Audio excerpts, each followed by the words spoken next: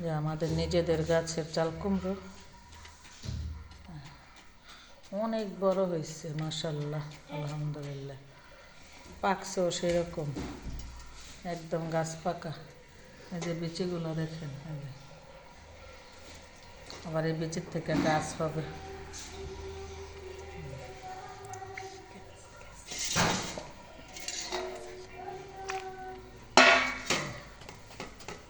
মুরব্বা করার জন্য কাস্তাস, মুরব্বা সবাই পছন্দ করে খায়, অনেক পছন্দের। 2 রকমের মুরব্বা হয়, একটা হয় দুধ দিয়ে ভিজিয়ে, আবার হয় ঘি দিয়ে ভেজে, একদম শুকনো শুকনো নারকেলের শুকনো মুরব্বা হয়, আবার দুধ দিয়ে ভিজে। যে বিচিগুলো নিচ্ছি, এই যে বিচি